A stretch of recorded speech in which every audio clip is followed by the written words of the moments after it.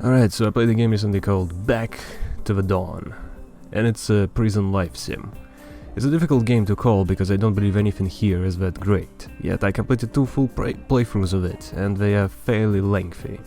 So it must be doing something right, but there's just so much wasted time, clunky UI issues, annoying decisions, and general lack of polish. So yeah, I'm a bit torn here. What is it about? In a world populated by anthropomorphic animals, one foxy man tries to fight for the truth, to expose the wicked, polluting corporations, leaving people poisoned and gasping for air. Yet powerless to resist the corrupt government, this horrific machine of oppression he's struck down and brought to prison on false charges. Now, Thomas is fighting to expose the truth from behind bars. Also, there's a secondary character, Bob, of a panther, who is a cop undercover in this prison and he's looking for someone. Totally unrelated story actually, but it happens at the same time.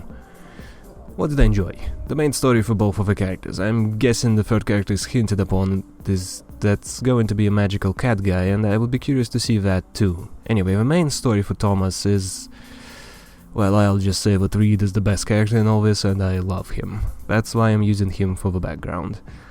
Also, the scene after where I filmed this, it's perfect. I adore it. This story flows well, it's written well, and the payoff was good enough. For Bob, the story seems to have much worse pacing, with 70-80% of it hidden behind exploring the sewers.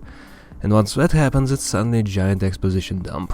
Both the twists and the ending were very enjoyable, so that was pretty cool. Also, the fact that there are tiny glimpses into what Thomas is doing was pretty cool too. Aside from that, I enjoyed reading the backstories for all the inmates and the little tidbits they hint upon here and there. Like for example, there's a hint that Diego isn't just on drugs, he might be stumbling upon something uncharted.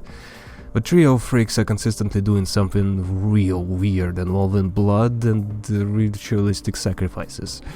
And everyone else is doing something too. There are also little moments that can hint toward future missions, like the Lynx guy asking Ray for cologne, which then turns into a barbershop mission. And Barbara then reveals the crucial ingredient. It's a small tidbit, sure, but going through that gave the world more wealth? Gravity? Not sure what is the word in here exactly, but there was some world building here. It's not just inmates existing for the sake of being NPCs, they do things on their own, and sometimes they are even affected by each other and the player. Like at one point, Bob plants a bag into inmate's cell, then that inmate would keep looking for the culprit. This would then cause some other people to get suspicious. Sam would get hassled, yada yada yada. Again, it's all minor, but it made me curious to keep checking everything just so I could see more story. And that's really it for positives. Sadly, the game isn't just that. And I do wonder if I might have enjoyed it significantly more if it was more of a visual novel, maybe with some exploration still, but no skill points, no fighting, much fewer dice rolls, if not remove them entirely, and so on and so forth.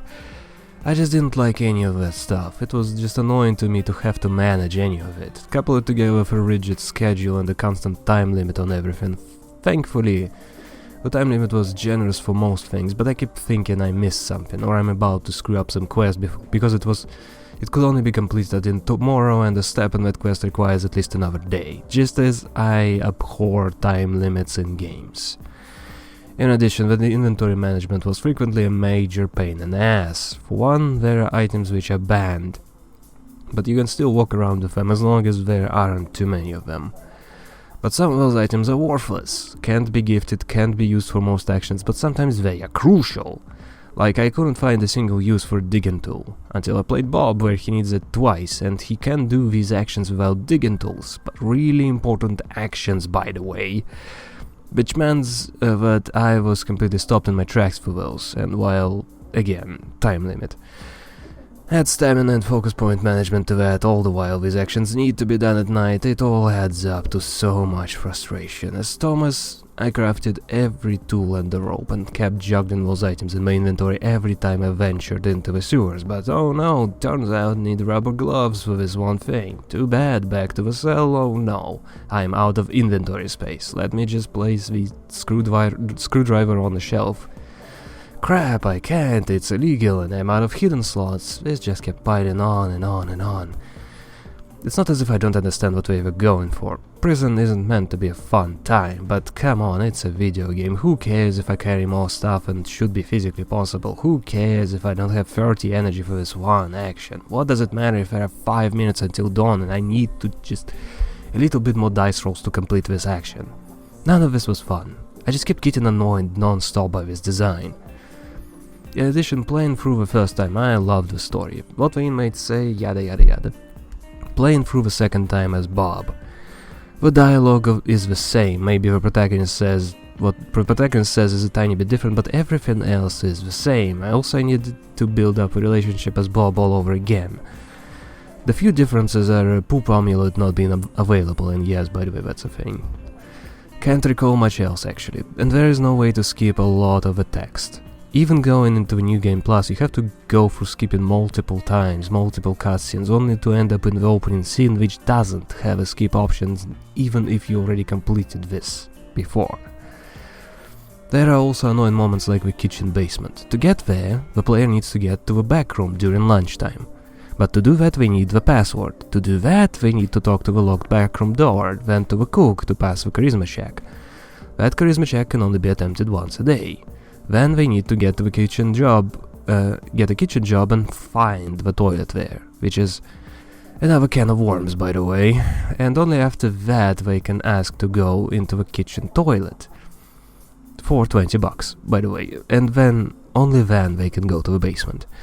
For a short period of time at that, so that's at least 2 days to fully explore it to complete the quest. I forgot about finding the toilet before being allowed to go down there. This one step is completely obvious if you've never played the game, but going through the game again, it was impossible to remember, and there are a lot of moments like that. Anyway, I feel like I'm not the target audience here. It's as if the game was designed with these systems first and then the story was added later. Like some sort of cherry on top, and that's the only part I do care about.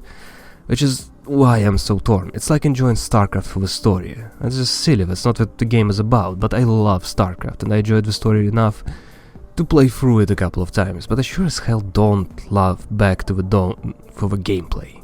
So, yeah.